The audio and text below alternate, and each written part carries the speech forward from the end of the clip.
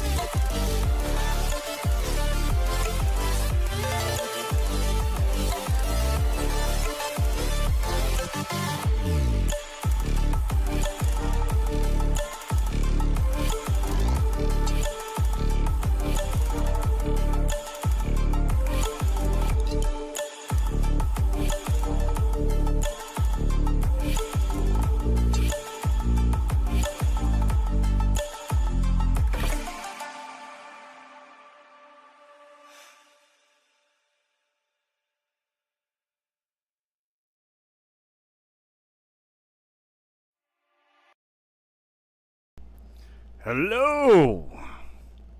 Welcome. Oh, yep. I didn't have it muted. The legend. Holy shit.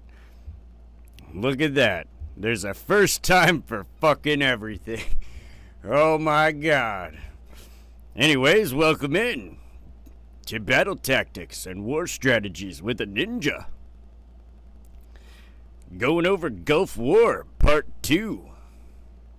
I fucking hope I changed that. Hold up. Yes, I did. Man, short-term memory loss today. Holy shit. Anyways, how's everybody doing? Hope everybody's having a wonderful night. Shit. We will get started with it in just a moment.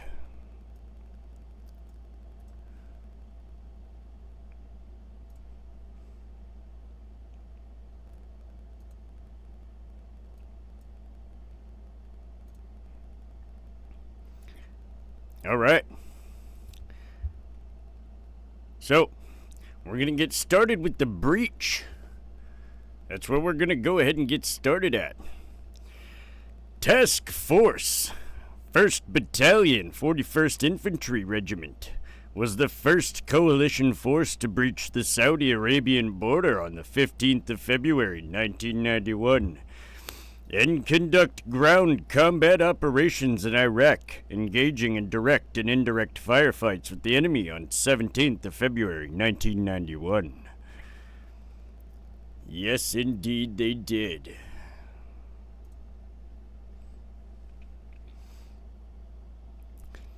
Prior to this action, the Task Force Primary Fire Support Battalion, 4th Battalion of the 3rd Field Artillery Regiment, participated in a massive artillery preparation.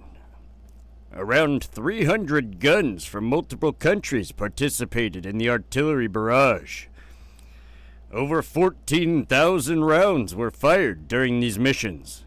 M270 missile or multiple launch rocket systems contributed an additional 4,900 rockets fired at Iraqi targets. Iraq lost close to 22 artillery battalions during the initial stages of this barrage, including the destruction of approximately 396 Iraqi artillery pieces. By the end of these raids, Iraqi artillery assets had all but ceased.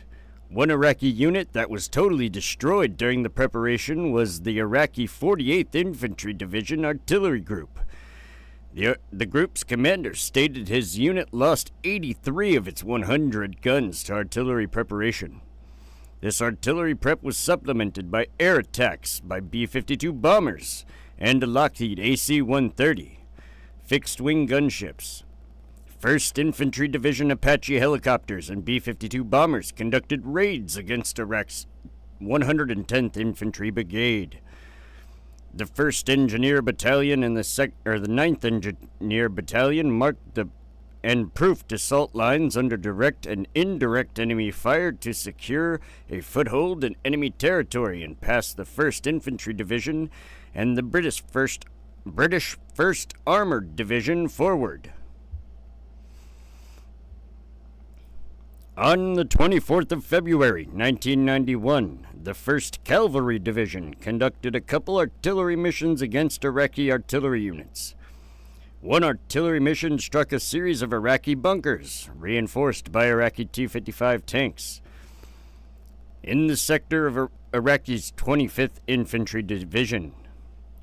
The same day, the 2nd Brigade, the 1st Cavalry Division with the 1st Battalion, 5th Cavalry, 1st Battalion, 32nd Armor, and the 1st Battalion, 8th Cavalry, destroyed Iraqi bunkers and combat vehicles in the sector of Iraqi 25th Infantry Division.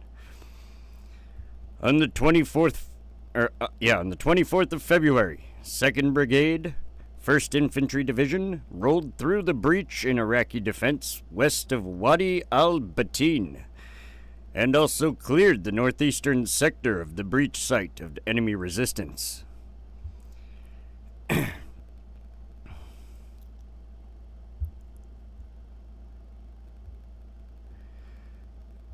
Task Force 3rd Battalion, 37th Armor Division breached the Iraqi defense, clearing the four passage lanes and expanding the gap under direct enemy fire.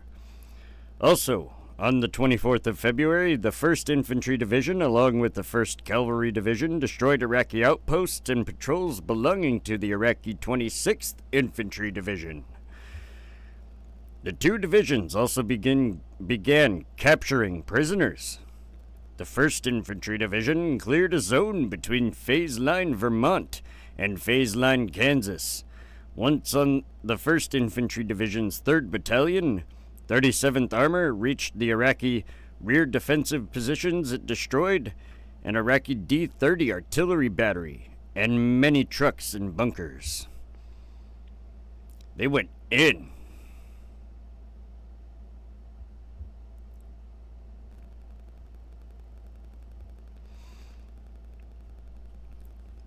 Task Force 1st Battalion 41st Infantry was given the task of breaching Iraq's initial defense positions along the Iraqi-Saudi Arabia border. The 1st Squadron, 4th Armored Cavalry Regiment, handled similar responsibilities in its sector of operations.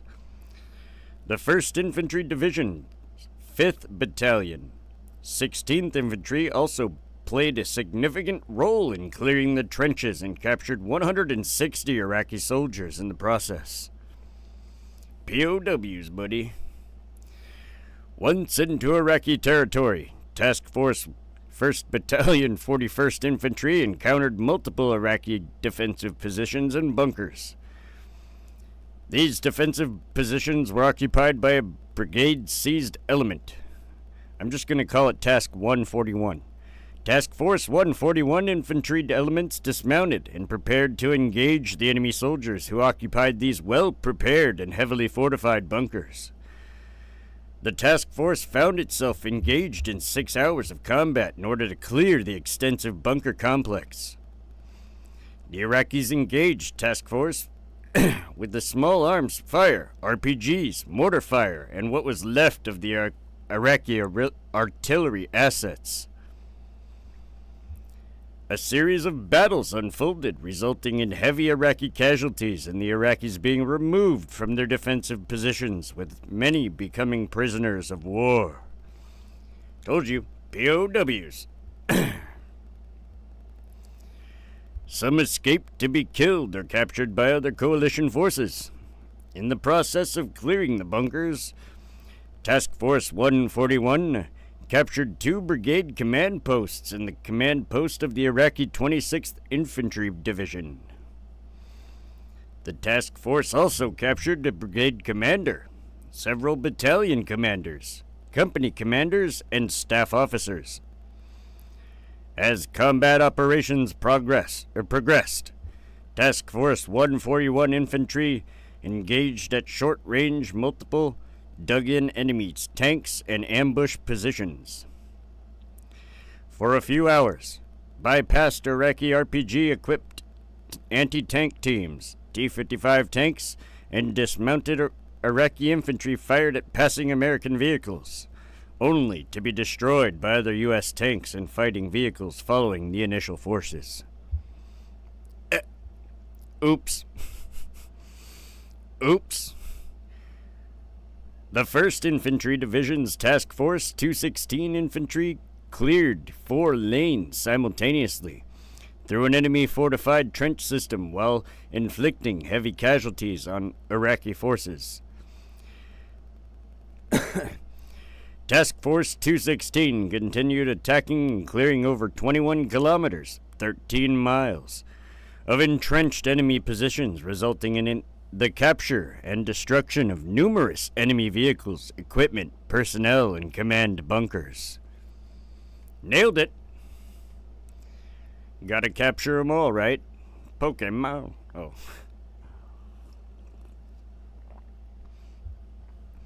Military was like Ash Ketchum up in this bitch.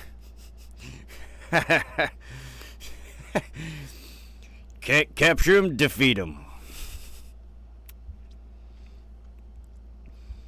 It's a strategy. And on to the ground campaign, which I guess was already started during the breach, technically. A 90,000-round artillery preparation fire on Iraqi defensive positions preceded the major ground assault, lasting 2.5 hours. 90,000 rounds in 2.5 hours. Holy shit! Damn!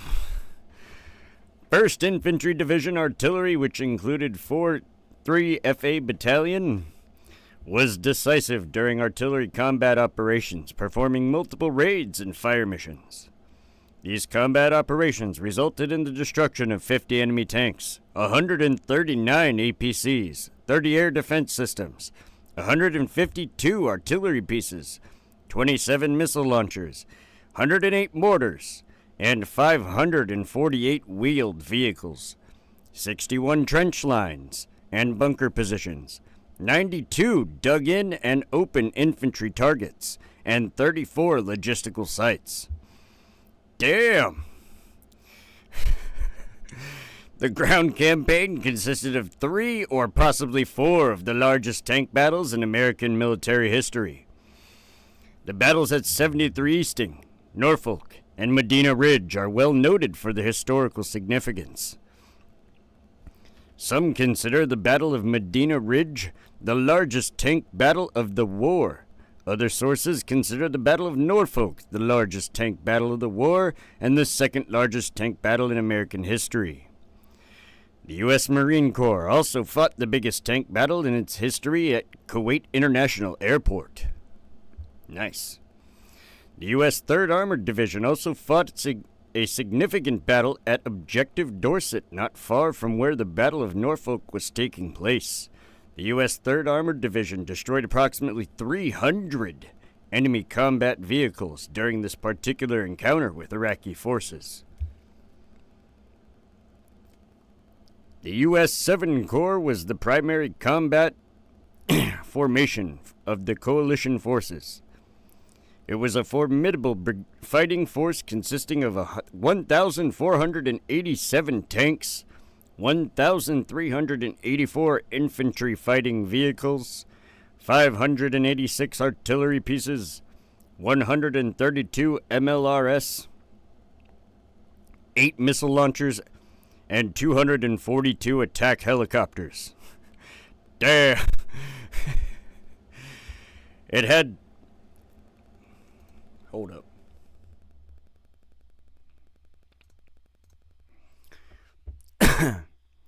It had a total troop strength of 146,321 troops. Its primary full-strength fighting formations were the 1st Armored Division, the 3rd Armored Division, and the 1st Infantry Division. The 2nd Armored Division was assigned to the 1st Infantry Division as its 3rd Maneuver Brigade. The Task Force 1st Battalion, 41st Infantry would be the spearhead of 7 Corps.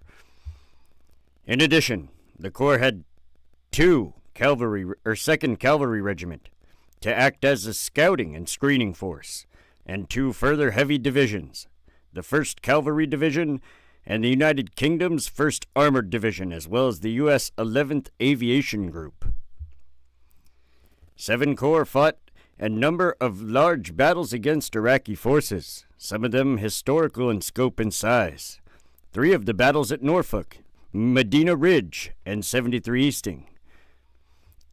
By the end of the combat operations on the 28th of February, 1991, U.S. 7 Corps had driven 260 kilometers, approximately 160 miles, captured 22,000 Iraqi soldiers, and destroyed 1,350 Iraqi tanks, 1,224 armored personnel carriers, 285 artillery pieces, 105 air defense systems, and 1,229 trucks. God damn! The primary combat vehicles of the American divisions were the M1A1 Abrams tank and the Bradley fighting vehicle. The primary American artillery system was the self-propelled M109 howitzer. The primary American attack helicopter was the Boeing AH-64 Apache, with the Bell AH-1 Cobra also being in theater. The U.S. Fairchild Republic A-10 Thunderbolt II ground attack aircraft would distinguish itself during the Gulf War, aided by the OH-58D JATT Eyes in the Sky. Together, they inflicted significant damage on Iraqi ground forces. U.S. A-10 Warthog crews would destroy 900 Iraqi tanks, 2,000 other military vehicles, and 1,200 artillery pieces during combat operations. Fucking love the A-10, man. Damn it, that's the most American thing ever made. It's just a giant Gatling gun with wings. Fuck. Amazing. And it makes amazing sounds. The U.S. Marine Corps was represented by the 1st Marine Division and the 2nd Marine Division. They were supported by the U.S. Army's 2nd Armored Division's Tiger Brigade to provide the Marines with additional armored support. Marine armor units mostly consisted of the older M60 tank. The 1st Marine Division destroyed around 60 Iraqi tanks near the Bergen oil field without suffering a single loss. Damn! The 1st Marine Division Task Force Ripper led the drive to the Kuwait International Airport on the 27th of February, 1991. Marine Task Force Ripper destroyed about 100 Iraqi tanks and armored personnel carriers, including T-72 tanks. The division commander, Major General J.M. Myatt, said during the first day of combat operations, 1st Platoon D Company, 3rd Tank Battalion destroyed 15 Iraqi tanks on the first day. The Marines also destroyed 25 ACPs and took 300 prisoners of war. The United States Marine Corps would often encounter the Iraqi 3rd Armored Division in their theater of operations. Once the 1st Marine Division reached Kuwait International Airport, they found what remained of the Iraqi 12th Armored Brigade, 3rd Armored Division, defending it. The Marines destroyed 30 to 40 Iraqi T-72 tanks, which had taken up defensive positions around the airport. The Iraqi 3rd Armored Division losses include more than 250 T-55s and 62s and 70 T-72 tanks by the end of combat operations. The Iraqi 3rd Armored Division would be totally destroyed. The 2nd Marine Division, the ultimate superiority. Holy shit. Dominance asserted. The 2nd Marine Division played a major role repelling the attempted Iraqi invasion of Saudi Arabia, which is known as the Battle of Khafji. The 2nd Marine Division also faced heavy resistance during the Battle of the Kuwait International Airport. The battle featured a revival engagement, which went on to become the largest tank battle in the United States Marine Corps' entire history. Marine Reserve Unit Bravo Company, 4th Tank Battalion, 4th Marine Division was assigned to the 2nd Marine Division. Bravo Company destroyed a total of 119 enemy vehicles and took over 800 POWs by the end of combat operations. The 1st Tank Battalion claimed 50 Iraqi T-55s and T-62 tanks and 25 APCs. The 3rd Battalion claimed 57 T-55s and T-62s, along with 5 T-72s, 7 APCs, and 10 trucks. The 8th Battalion destroyed more than 36 tanks and a number of other vehicles. The United States Marine Corps armor units would destroy hundreds of Iraqi tanks by the end of combat operations. The U.S. Marine Corps tank losses would be light, as they suffered a loss of 10 M60 tanks during operations. 10! They only lost 10! Holy shit. The United Kingdom was represented by its 1st Armored Division, known as the Desert Rats. The British 1st Armored Division fielded approximately 176 Challenger 1 tanks. British infantry rode into battle on the Warrior tracked armored vehicle. It had reasonable armor protection and a 30mm gun. Modified versions of the vehicle included mortar carriers, Milan anti-tank systems, and command and control vehicles. And the British possessed a variety of excellent light armored vehicles built on their FV-101 Scorpion chassis. British artillery was primarily American-made M109 howitzers, M110 howitzers, and M270 MLRS, which were compatible with American systems. Their air support consisted of Gazelle helicopters used for reconnaissance, and the Lynx helicopter, which was comparable to the American AH-1 Cobra. The British had their full contingent of engineer, logistics, and medical units. The British 1st Armored Division was responsible for protecting the right flank of the 7 Corps. It was assumed by the Corps' planners that the Iraqi 52nd Armored Division would counterattack 7 Corps once their penetration into Iraqi defenses was discovered. The British 1st Armored Division had 2 brigades, the 4th and the 7th, which participated in Operation Granby, the name given to the British military operations during the 1991 Gulf War. The Brits and their weird Operation Granby. All right. The British 1st Armored Division had traveled 217 miles in 97 hours. The British 1st Armored Division had captured or destroyed about 300 Iraqi tanks and a very large number of armored personnel carriers, trucks, reconnaissance vehicles, and more. The Desert Rats also destroyed multiple Iraqi artillery positions. The division also took over 7,000 Iraqi prisoners of war, including 2 division commanders and 2 other general officers. Damn. The British 1st Armored Division destroyed or isolated 4 Iraqi infantry divisions, the 26th, 48th, 31st, and 25th, and overran the Iraqi 52nd Armored Division in several sharp engagements. The Iraqi 80th Armored Brigade would also fall victim to the British 1st Armored Division.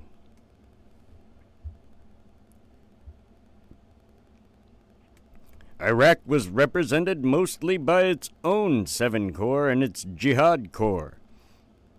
Its most notable participants were its elite Republican Guard divisions, Tawakkalna, Medina, Hammurabi, and Adnan. The first 3 of these had strength of over 660 tanks, 660 infantry fighting vehicles, and thousands of anti-tank weapons, self-propelled artillery, and other combat systems. The Tawakkalna Republican Guard Division was Iraq's most powerful division, which included approximately 14,000 soldiers, 220 T-72 tanks, 284 infantry fighting vehicles, 126 artillery pieces, and 18 MLRS. The Iraqi 52nd Armored Division was also a primary participant. It was a powerful division consisting of 245 tanks and 195 armored fighting vehicles.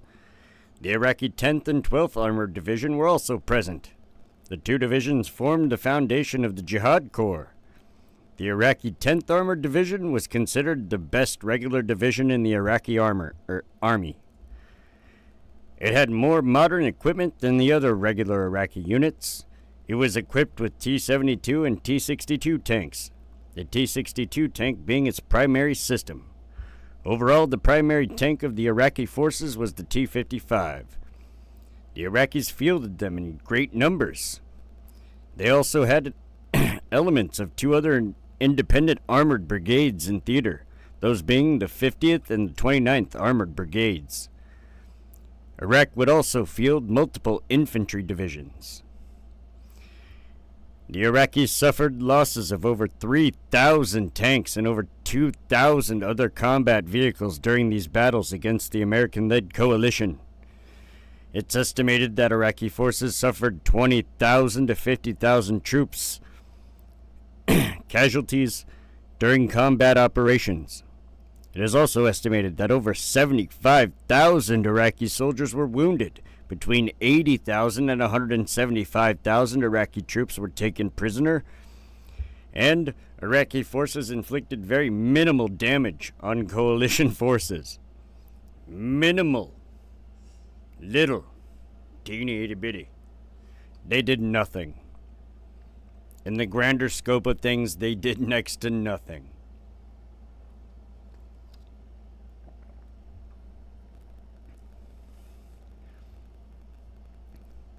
U.S. decoy attacks by air and naval gunfire the night before Kuwait's liberation were designed to make the Iraqis believe the main coalition ground attack would focus on central Kuwait. For months, American units in Saudi Arabia had been under almost constant Iraqi artillery fire, as well as threats from Scud missiles and chemical attacks. On the 24th of February 1991, the 1st and 2nd Marine Divisions and the 1st Light Armored Infantry Battalion crossed into Kuwait, headed towards Kuwait City. They encountered trenches, barbed wire, and minefields. However, these positions were poorly defended and were overrun in the first few hours. Annihilated. Several tank battles took place, but otherwise, coalition troops encountered minimal resistance as most Iraqi troops surrendered. The general pattern was that the Iraqis would put up a short fight before surrendering.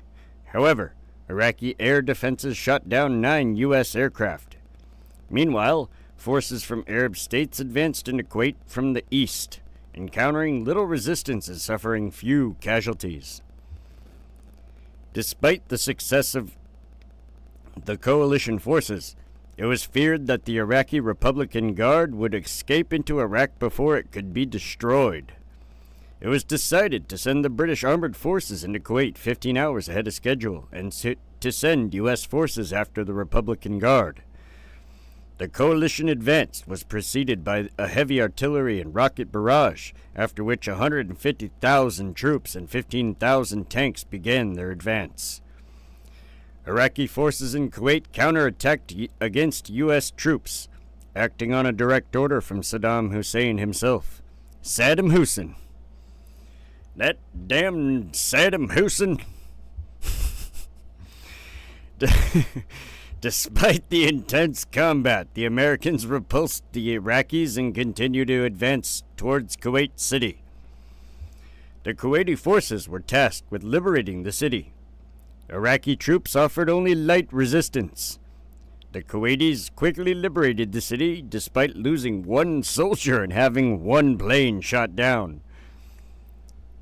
I'm not laughing at the soldier that died. I'm laughing at the numbers that the Iraqis failed to rack up in a war that they started.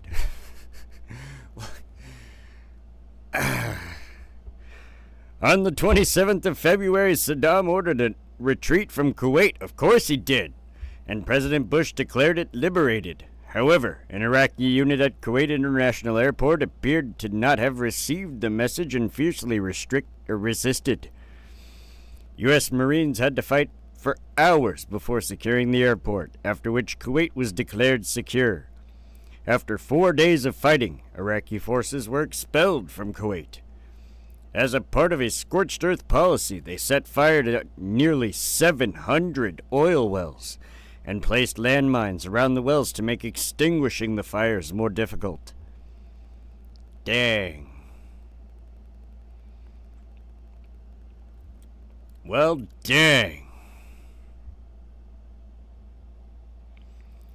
The war's ground phase was officially designated Operation Desert Saber. The first units to move into Iraq were 3 patrols of the British Special Air Service B Squadron, call signs Bravo 10, Bravo 20, and Bravo 30 in late January.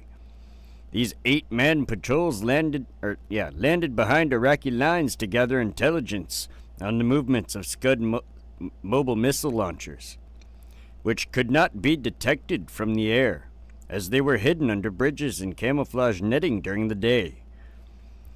Other objectives included the destruction of launchers and their fiber optic communication arrays that lay in pipelines and relayed coordinates to the teleoperators launching attacks against Israel. The operators were designed to prevent any possible Israeli intervention. Due to lack of sufficient ground cover to carry out their assignment, 10 and 30 abandoned their operations while 20 remained, and was later compromised, with only Sergeant Chris Ryan escaping to Syria. Damn.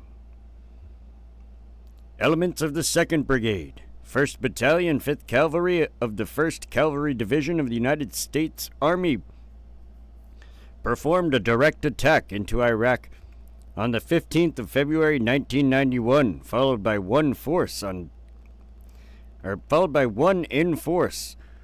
the 20th of February that led directly through 7 Iraqi divisions, which were caught off guard. It's almost like, how'd you not see that coming?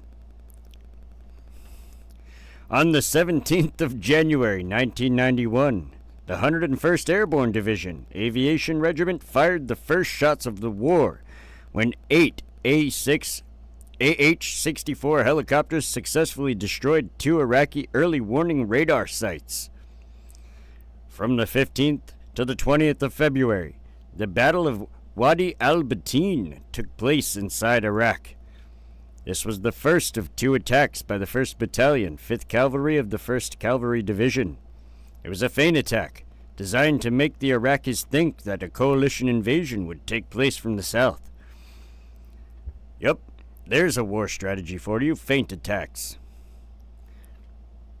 If you don't know what that is, go back to the intro episode, the introduction episode, the not Gulf War episode.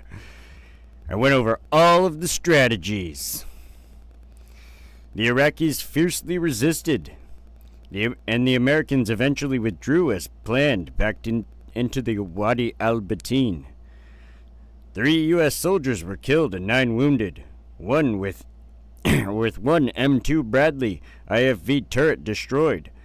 But they had taken 40 prisoners and destroyed 5 tanks and successfully deceived the Iraqis. That's a W. This attack led the way for the 18th Airborne Corps to sweep around behind the 1st Cavalry and attack Iraqi forces to the west.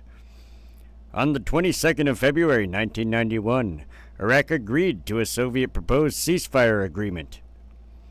The agreement called for Iraq to withdraw troops to pre-invasion positions within 6 weeks of a total ceasefire, and called for the monitoring of the ceasefire and withdrawal to be overseen by the UN Security Council.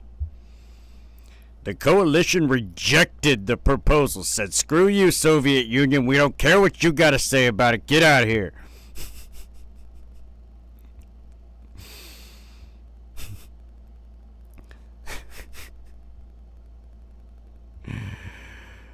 The coalition rejected the proposal but said that retreating Iraqi forces would not be attacked, and gave 24 hours for Iraq to withdraw its forces.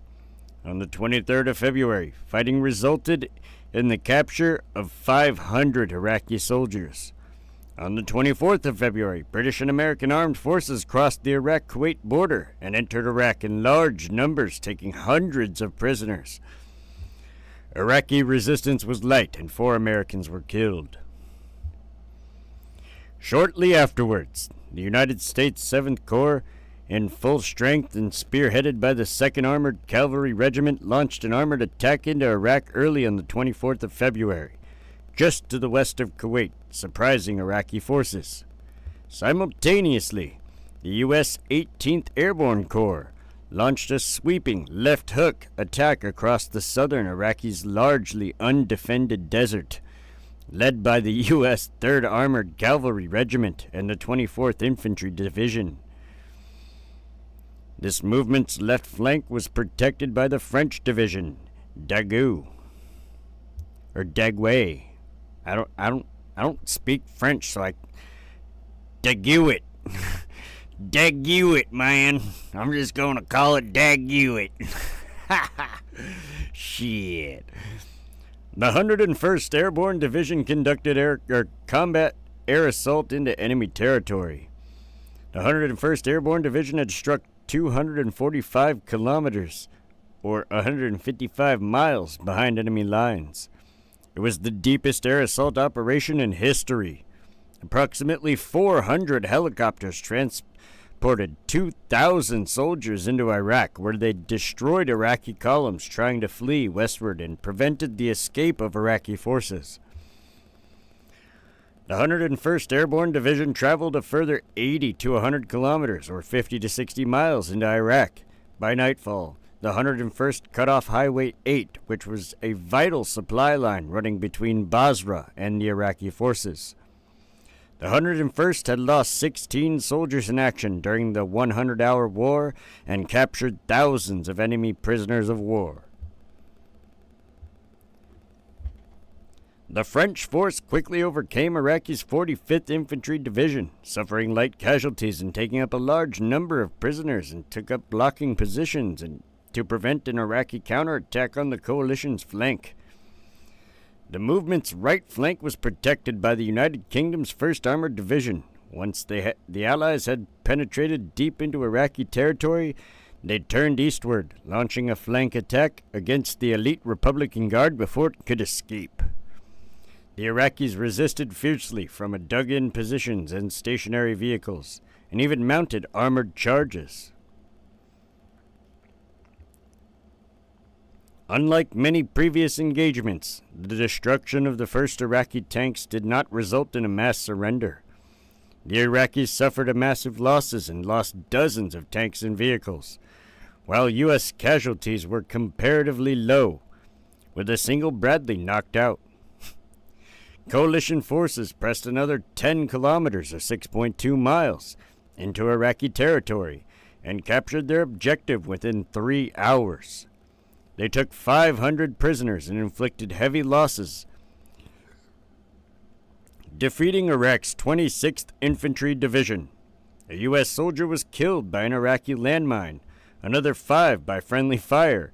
Damn it! Failure! And 30 wounded during the battle. Meanwhile, the British forces attacked Iraq's Medina Division and a major Republican Guard logistics base. In nearly 2 days of some of the war's most intense fighting, the British destroyed 40 enemy tanks and captured a division commander. Meanwhile, the U.S. forces attacked the village of Al-Busaya. Meeting fierce resistance, the U.S. force destroyed military hardware and took prisoners while suffering no casualties. Not a single loss. On the 25th of February, 1991, Iraqi forces fired a Scud missile at an American barracks in Dhahran, Saudi Arabia. The missile attack killed 28 U.S. military personnel. The coalition's advance was much swifter than U.S. generals had expected. On the 26th of February, Iraqi troops began retreating from Kuwait after they had set 737 of its oil wells on fire. A long convoy of retreating Iraqi troops formed along the main Iraq-Kuwait highway. Although they were retreating, this convoy was bombed so extensively by coalition Air Force that it came to be known as the Highway of Death. Shit.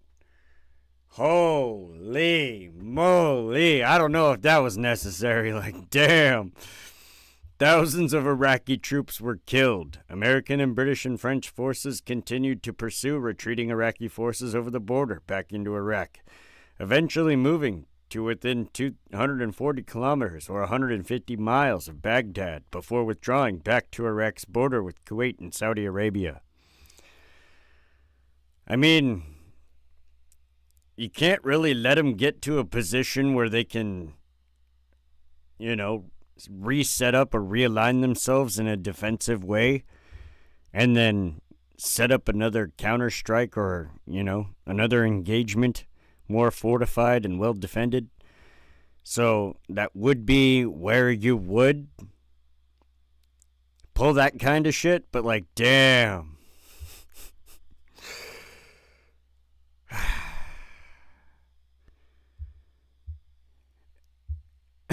In coalition-occupied Iraqi territory, a peace conference was held where a ceasefire agreement was negotiated and signed by both sides. At the conference, Iraq was authorized to fly armed helicopters on their side of the temporary border, ostensibly for government transit due to the damage done to civilian infrastructure. Soon after, these helicopters and much of Iraqi's military were used to fight an uprising in the south. On March 1st, 1991, one day after the Gulf War ceasefire, a revolt broke out in Basra against the Iraqi government.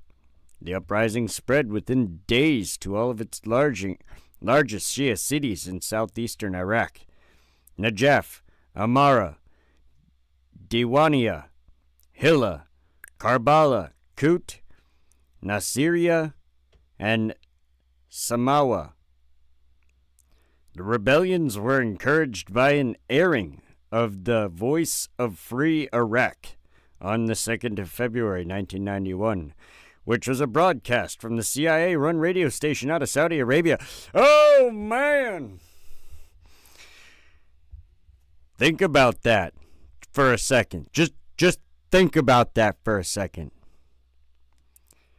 The voice of a free Iraq. Free this. Free that.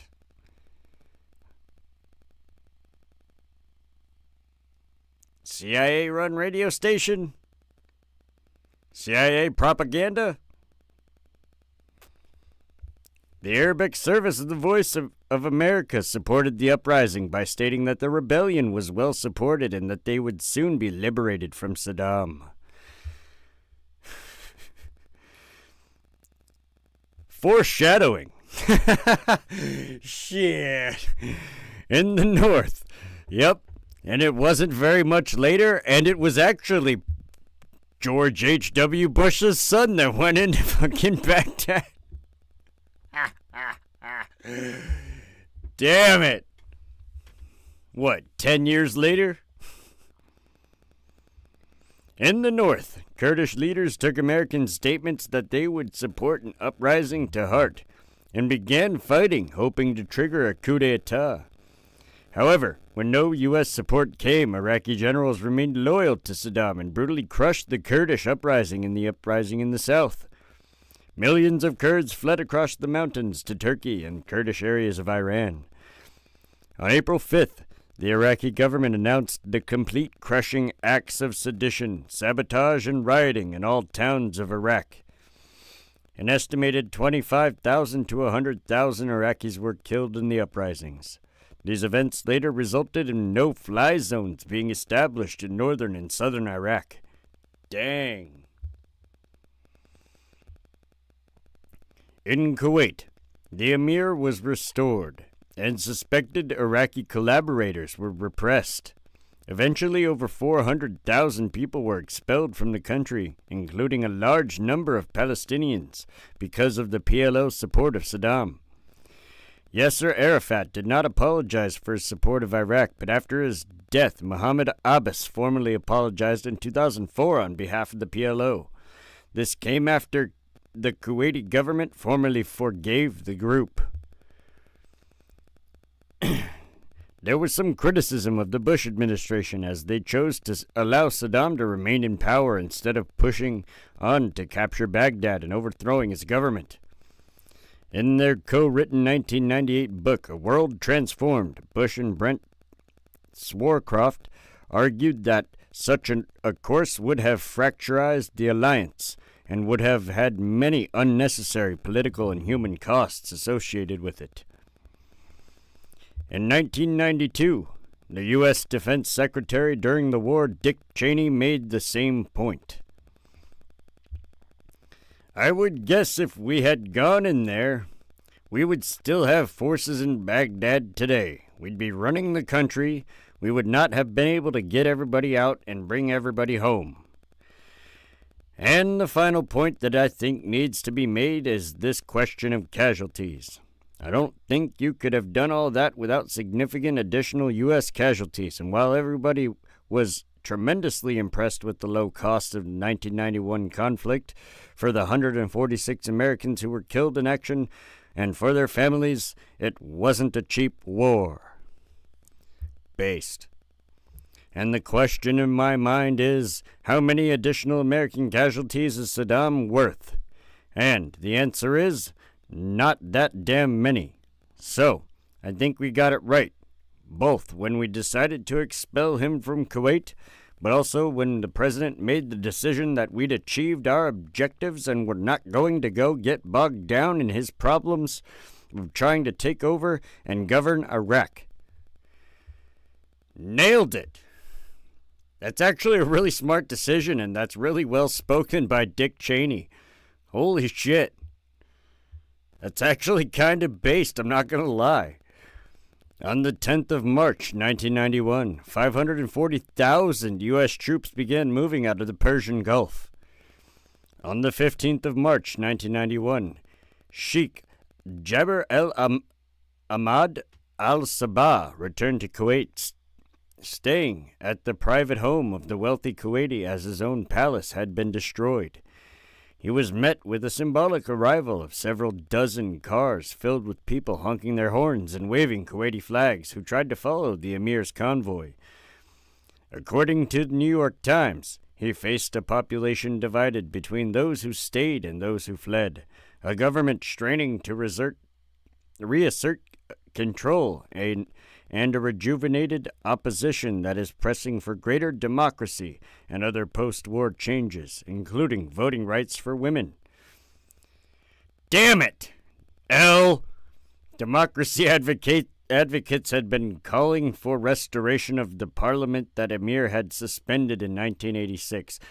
Well, damn it! That's an L. That's a big L, bro. Holy fuck, that's a fucking major L. Feminism got to him. No! Feminism done got him. Shit! They went so far. No! Don't fall for it, it's a trap. Shit. Damn. Well, that was the day Kuwait lost. Was the day they embraced feminist qualities. Fuck. Sad moment.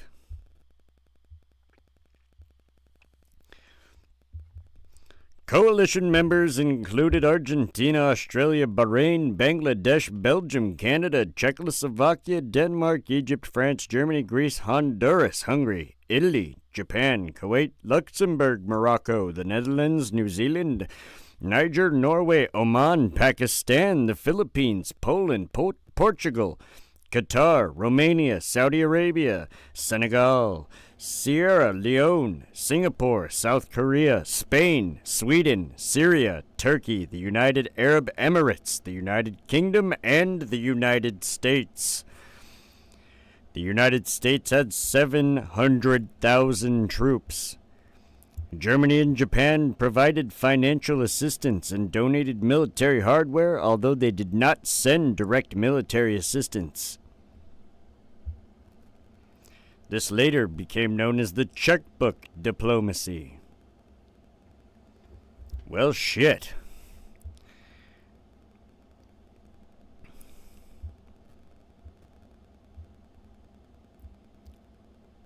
Australia contributed a naval task group which formed part of the multinational fleet in the Persian Gulf and Gulf of Oman under Operation Damask. In addition, medical teams were deployed aboard a U.S. hospital ship and a naval clearance diving team took part in demining Kuwait port facilities following the end of combat operations. Australian forces experienced a number of incidents in the first number of weeks of the Desert Storm campaign, including the detection of the significant air threats from Iraq as part of their outer perimeter of the Battle Force Zulu, the detection of the Free Sea floating mines, and assistance to the aircraft carrier USS Midway. The Australian task force was also placed at great risk with regard to the sea mine threat, with HMAS Brisbane narrowly avoiding a mine. Damn! The Australians played a significant role in reinforcing the sanctions put in place against Iraq following Kuwait's invasion. Following the war's end, Australia deployed a medical unit on Operation Habitat to the northern Iraq as part of Operation Provide Comfort. The Aussies are always trying to provide comfort, eh? I mean, when you live in a place where everything's trying to kill you, I guess that would make you rather humble, wouldn't it? Shit, I think like the biggest spider in Australia is like the non-poisonous ones. It's like all the ones you gotta worry about are shit you can't see, or that just fucking appears out of nowhere. Or it's just existed there for fucking millions of years and you're like, why? Why does half of this shit exist? Jesus. Argentina was only South American country to participate in the 1991 Gulf War. It sent a destroyer, ARA Almirante Brown, D-10, a corvette, ARA Spiro, P-43, later replaced by another corvette, ARA Rosales, P-42, and a supply ship, ARA Bahia San Blas, B-4, to participate on the United Nations blockade and seek control effort of the Persian Gulf. The success of Operation Alfil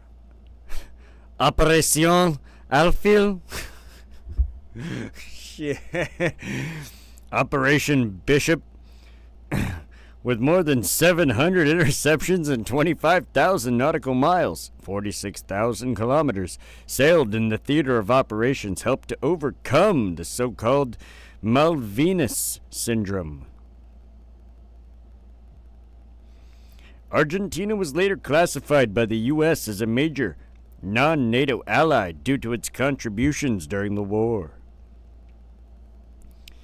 Canada was one of the first countries to condemn Iraq's invasions of Kuwait, and it quickly agreed to join the U.S.-led coalition. Of course the Canadians did. They were like, hey, fuck that shit. In August 1990, Prime Minister Brian Mulroney committed the Canadian forces to deploy a naval task group.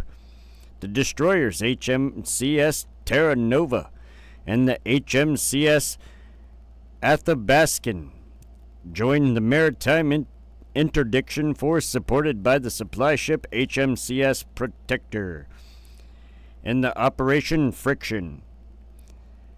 The Canadian task group led the coalition's maritime logistics forces in the Persian Gulf. A fourth ship, HMCS Huron, arrived in theater after hostilities had ceased, and it was the first Allied ship to visit Kuwait. Following the UN-authorized use of force against Iraq, the Canadian forces deployed a CF-18 Hornet and a CH-124 Sea King squadron with support personnel, as well as a field hospital to deal with casualties from the ground war. When the air war began, the CF-18s were integrated into coalition force and were tasked with providing air cover and attacking ground targets. This was the first time since the Korean War that Canada's military had participated in offensive combat operations. The only CF-18 Hornet to record an official victory during the conflict was an aircraft involved in the beginning of the Battle of Bubiyan against the Iraqi Navy. Not bad, Canada. Not bad. Not fucking bad, Canada, with your flappy heads, your beady little eyes.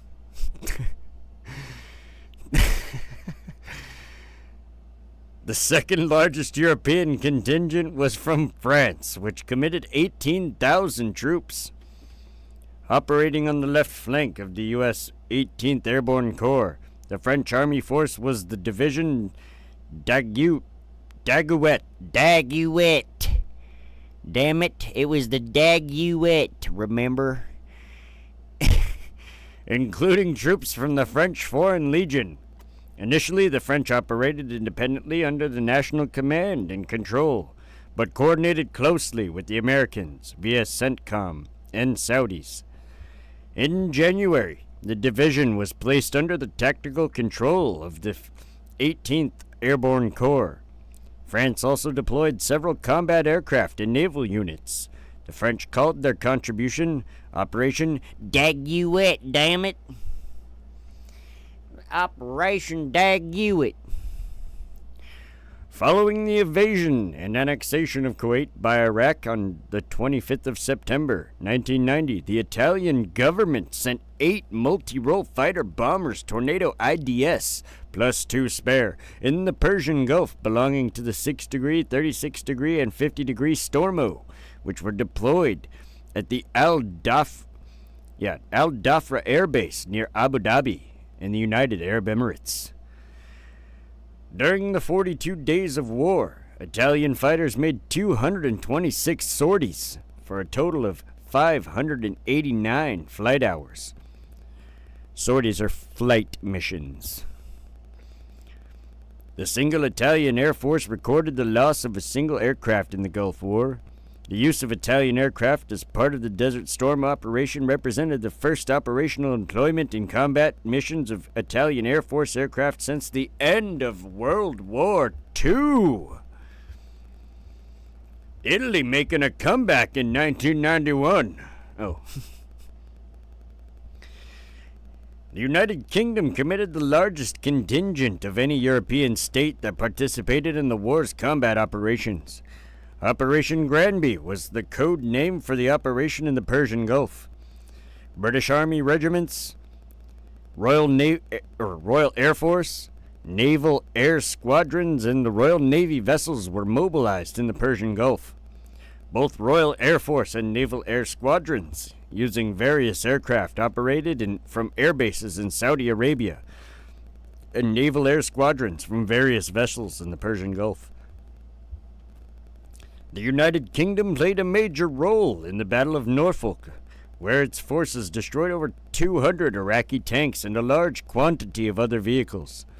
After 48 hours of combat, the British 1st Armored Division destroyed or isolated 4 Iraqi infantry divisions, and overran the Iraqi 52nd Armored Division in several sharp engagements. Chief Royal Navy vessels deployed to the Persian Gulf included the Broadsword-class frigates, and the Sheffield-class destroyers. Other RN and RFA ships were also deployed. The light aircraft carrier HMS Ark Royal was deployed to the Mediterranean Sea. Several SAS squadrons were deployed. A British Challenger 1 achieved the longest range confirmed tank kill of the war. Holy shit! Destroying an Iraqi tank with an armored piercing fin-stabilized discarding sabot. Round fired over 4,700 meters, or damn near, that's like a couple feet away from 3 miles. The longest tank-on-tank kill and shot recorded. Holy shit. 3 miles denials. Damn. The British Challenger 1 with the 3-mile denial, buddy. Oh my god. That's crazy. Imagine being in a tank like 3 miles away. Fuck. Over 1,000 Kuwaiti civilians were killed by Iraqis. More than 600 Kuwaitis were missing during the Iraq's occupation. and approximately 375 remains were found in mass graves in Iraq. These increased importance of air attacks from both coalition warplanes and cruise missiles led to controversy over the number of civilian deaths caused during Desert Storm's initial stages. Within Desert Storm's first 24 hours, more than 1,000 sorties were flown, many against targets in Baghdad. The city was the target of the heaviest bombing, as it was the seat of power for Saddam and the Iraqi forces command and control. This ultimately led to civilian casualties. In one noted incident, 2 U.S. Air Force stealth planes bombed a bunker in Emiria, causing the deaths of 408 Iraqi civilians in the shelter. Scenes of burned and mutilated bodies were subsequently broadcast, and controversy arose over the bunker's status, with some stating that it was a civilian shelter while others contended that it was the center of Iraqi military operations, and that the civilians had been deliberately moved there to act as human shields. Saddam's government gave high civilian casualty to draw support from Islamic countries. The Iraqi government claimed that 2,300 civilians casualties during the air campaign. According to the Project on Defense Alternative study, 3,664 Iraqi civilians were casualties in the conflict. During the nationwide uprising against the Ba'athist Iraqi government that directly followed the end of the Gulf War in March and April, an estimated 25,000 to 100,000 Iraqi casualties were overwhelmingly civilians. A Harvard University study released June 1991 predicted that there would be tens of thousands of additional Iraqi civilian deaths by the end of 1991 due to the public health catastrophe that caused by the destruction of the country's electrical generating capacity. Without electricity, hospitals cannot function, perishable medicines spoil, water cannot be purified, and raw sewage cannot be processed. The U.S. government refused to release its own study of the effects of the Iraqi public health crisis. An investigation in 1992 by the Beth Osborne DuPont estimated about 13,000 civilians were directly killed in the war, while another 70,000 died indirectly from the war's other effects. According to a 1992 study published in the New England Journal of Medicine by researchers known as the International Study Team, child mortality increased threefold as a result of the war, with 46,900 children casualties under the age of 5 between January and August of 1991. However, these studies have been challenged by a 2017 study that published in the BMJ, which stated that the IST survey probably understated the level of child mortality that prevailed during 1985 and 1990, and overstated the level during 1991. According to this study, there was no major rise in child mortality after 1990. A report published in 2002 by MedAct estimated the total number of Iraqi deaths caused directly and indirectly by the Gulf War would have been between 142,500 and 206,000, including 100 to 120,000 military and 20 to 35,000 civilian in the Civil War, and 15 to 30,000 refugee deaths after the end of the Gulf War. Iraq also launched numerous attacks on civilian targets in Israel and Saudi Arabia. A 1991 report by Middle East Watch said that at least one Saudi civilian was killed after they were hit by an Iraqi shelling in Riyadh. Disputed amounts of people were also killed during the Iraqi rocket attacks on Israel. Damn. That was brutal. A United Nations report in March 1991 described the effect on Iraq of the U.S.-led bombing campaign as near apocalyptic. bringing back Iraq to the pre-industrial age. The exact number of Iraqi combat casualties is unknown, but it is believed to have been heavy. Some estimate that Iraq sustained between 20,000 and 35,000 fatalities. A report commissioned by the U.S. Air Force estimated 10,000 to 12,000 combat deaths in the air campaign and as many as 10,000 Iraqi casualties in the ground war.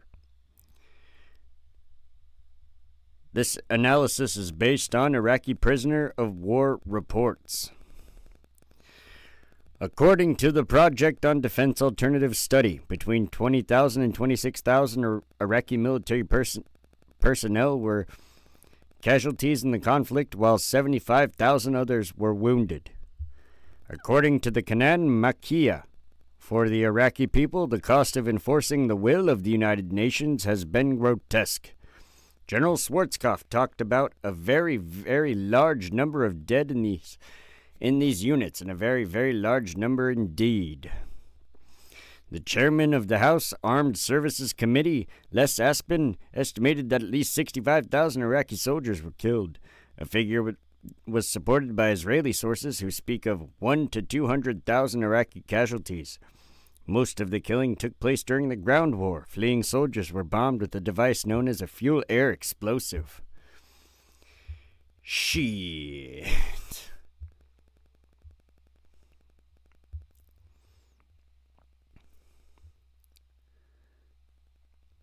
So, as far as the United States is concerned, we lost 148 to 113 to enemy action, 35 to accident, and 35 to friendly fire.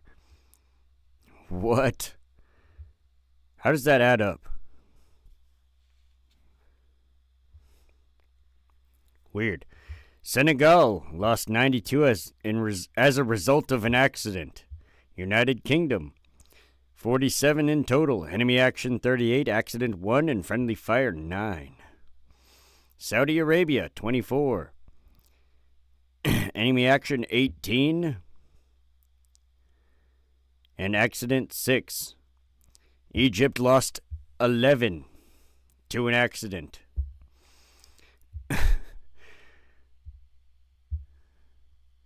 France lost 9. United Arab Emirates lost 6, Qatar lost 3, Syria lost 2, Spain lost 2, Kuwait lost 1, and Italy lost 1 to an accident. Same with Czechoslovakia. The U.S. Department of Defense reports that U.S. forces suffered 148 battle-related deaths, 35 to friendly fire, with one pilot listed as MIA, and his remains were found and identified in August 2009. Damn it. A further 145 Americans died in non-combat accidents. The UK suffered 47 deaths, 9 to friendly fire, all by U.S. forces. Ah! Damn it! We lost. Britain, bro. Britain did it. They did the thing. That sucks. What a bummer. Sorry, UK. We didn't mean to. It wasn't our fault. Yeah, it was. Damn it. France, 9. In other countries, not including Kuwait, suffered 37 deaths. 18 Saudis, 1 Egyptian, 6 UAE, and 3 Qataris. At least 605 Kuwaiti soldiers are still missing 10 years after their capture.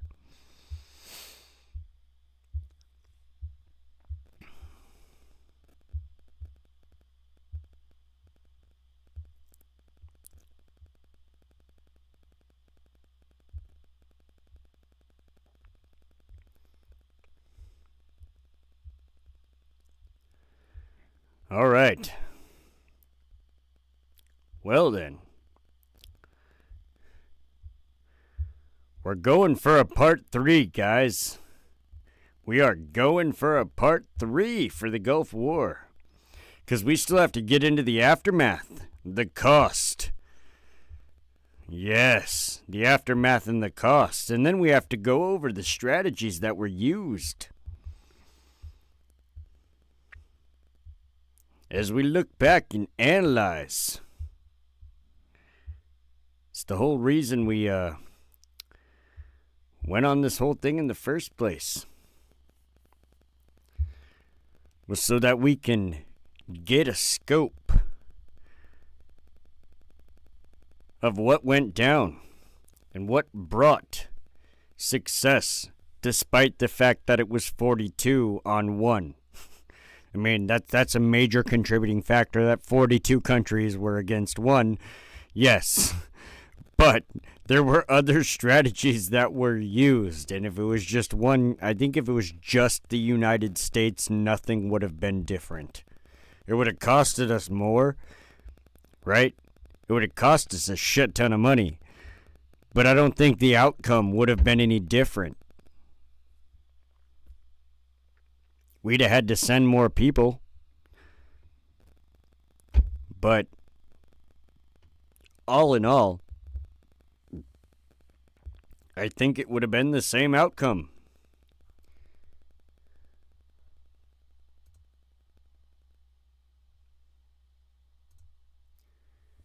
I mean, there really is no getting around the fact that they just kind of screwed the pooch on it, you know? They kind of screwed the pooch on that one. They really did. Iraq did not do very well in that conflict at all. I'm not saying I would be glad if they did. I'm just saying, looking at it objectively from a, outside point of view, not necessarily being on either side, even though I am. I'm on the U.S. side. Woohoo, U.S. wins every time. Let's go, America! But anyways, that aside, right, if I remove that, then it becomes one side versus the other. And if it were any other assortment of places, one could plainly see that one side just took a fucking spanking.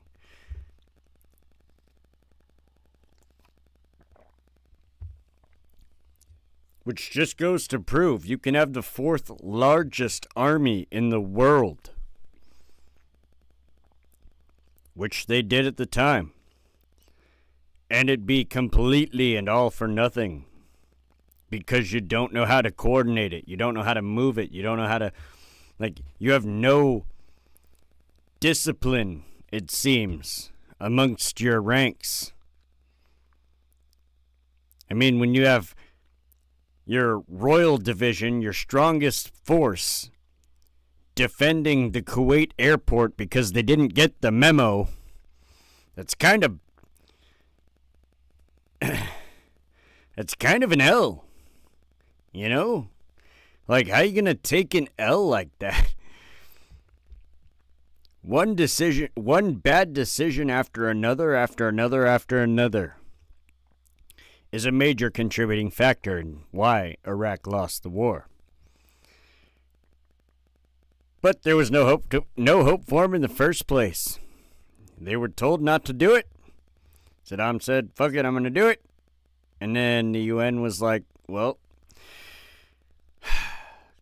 condemned. That's fucked. That's fucked. But on the concluding episode of the Gulf War, the next episode, we're going to go over the aftermath. Some things like the Gulf War illness, effects of depleted uranium, the highway of death, bulldozer assault,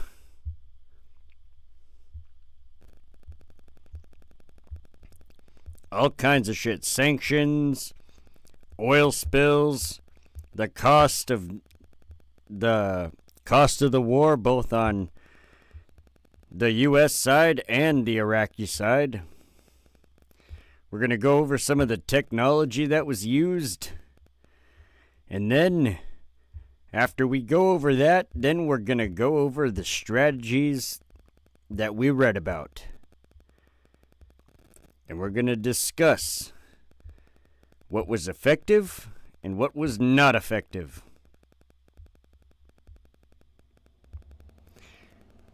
However, that means that this is the end of today's episode. So, for everybody that tuned in or tunes in the future, I appreciate you. Don't forget to hit that like and subscribe. And if you see this afterwards and you want to know specifically about a certain war, let me know. Or a specific battle even. We can go over a specific battle. Just leave it in the comments. I'm more likely to see it and more likely to go over it sooner than later. I hope to eventually cover pretty much everything. I mean, there's a lot of battles that went on in history, so I don't think I'll ever get to that point unless I do this for like 30 years. But we'll get through a lot. And we'll learn a lot. I may know already a lot of this stuff, but I'm still learning too. Learn every day. That's why I read. But, that being said, my time is up. At least for tonight. There won't be a stream tomorrow night, I don't think, because I'll be on Verbal Combat over on Escape with Speakeasy stream. Yeah, Verbal Combat. If you don't know what it is, go check it out. Speakeasy here on YouTube. Dude's a fucking legend. Dude's a legend. Let's go. But yeah, that's where I'll be tomorrow night. Well, I guess tonight. But next stream time, there won't be a fucking stream because I'll be on Speakeasy stream doing Verbal Combat, damn it. We'll be back to this Saturday night into Sunday morning. And then we'll finish up the Gulf War and get into another one. Until then, I hope you have a wonderful morning, night, afternoon, evening, wherever you're at in the world. Enjoy your time, because it could be limited. You never know. Could be today, could be tomorrow. Shit, could be next week. Could have been yesterday. Either way, why not enjoy your time, right? Why not? Get out, get off your ass and do something. As for me, I am outward.